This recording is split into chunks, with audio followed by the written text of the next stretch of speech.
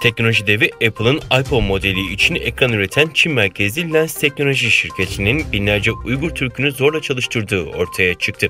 Çin'in zorla maske üretim tesislerinde çalıştırdığı Uygur Türkleriyle ilgili bir hak ihlali daha ortaya çıktı. Bilgi ve Araştırma Merkezi tarafından yayınlanan araştırmaya göre Apple'ın en eski ve en bilinen iPhone ekranı tedarikçisi Çin merkezli Lens Teknoloji şirketi binlerce Uygur Türk'ünü zorla çalıştırıyor.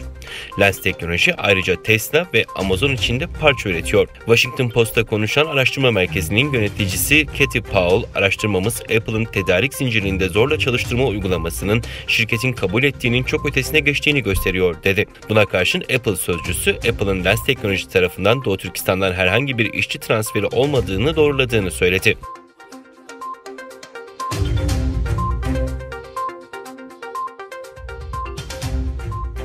Cezayir'deki ABD ve Çin büyükelçilikleri Doğu Türkistan meselesi üzerinden paylaşım ve açıklamalarla karşı karşıya geldi. Cezayir'deki ABD Büyükelçiliği, ABD Dışişleri Bakanlığı'na ait bir internet sitesinde yer alan Amerika'daki bir restoranın işletmecilerinin yemek servisinin yanı sıra müşterilerini Çin'in Sincan bölgesindeki Uygurlara uyguladığı baskı hakkında bilgilendirdiği şeklindeki haberi 27 Aralık Pazar günü sosyal medya hesabından paylaştı. Cezayir'deki Çin Büyükelçiliği bunun üzerine yaptığı yazılı açıklamada ABD diplomatik misyonunun yaptığı paylaşımın Çin'i kötüleme amacı taşıdığını ve Çin'in iç işlerine bir müdahale olduğunu savundu.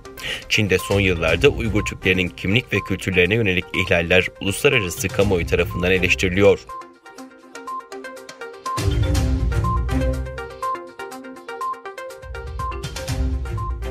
İslam Dünyası Milli Görüş Düsseldorf Bölge Başkanı Bayram Kılıç, Başkan Yardımcıları Barış Hastürk ve Celal Bayraktaş, Doğu Türkistan Kültür ve İnformasyon Merkezi'ne önemli bir ziyaret gerçekleştirdi. ETİK eski Başkanı Abdülcelil Karakaş heyeti makamında ağırladı ve Doğu Türkistan'ın durumu ve derneğin hizmetleri hakkında bilgi verdi. Heyetle fikir alışverişinde bulunan Karakaş, Doğu Türkistan davasına gösterdiği ilgiden dolayı İslam Dünyası Milli Görüş Düsseldorf Bölge Başkanı'na teşekkürlerini dile getirdi.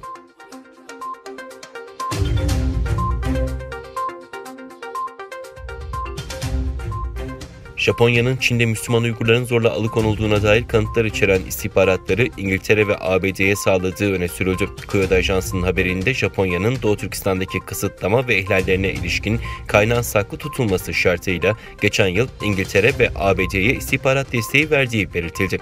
Doğu Türkistan'da Uygurların zorla alıkonulduğuna dair kanıtlar içeren istihbaratların paylaşılmasıyla ABD'nin Çin'e eleştirilerini yükselttiği kaydedildi.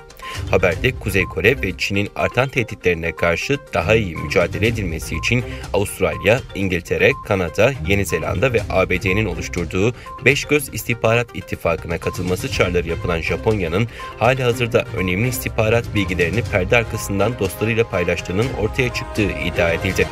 Uygurlara yönelik baskılarına karşı İngiltere ve ABD, Çin'e karşı el ele vermesine rağmen Japonya'nın durumu endişeyle izlediğini açıklamakla yetindiği belirtildi.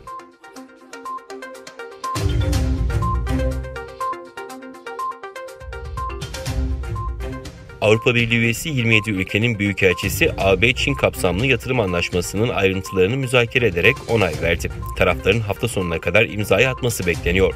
Avrupa Birliği'ne üye devletlerin büyükelçileri Brüksel ile Çin arasında yapılması planlanan kapsamlı yatırım anlaşmasına pazartesi günü yeşil ışık yakarak dünyanın en büyük ekonomik blokları arasında bir anlaşmanın önünü açtı. Blok TV'nin haberine göre bir diplomat büyükelçilerin yaptığı toplantıda AB dönem başkanı Almanya'nın hiçbir üyenin anlaşma için çekince ortaya koymadığını ve böylece siyasi bir onay için yolun açıldığını belirtti. Diplomatların Çin'in tarım alanında zorla çalıştırma iddiasına ilişkin endişeleri ele aldığını belirtirken müzakerelerde son olumlu gelişmelere dikkat çekti.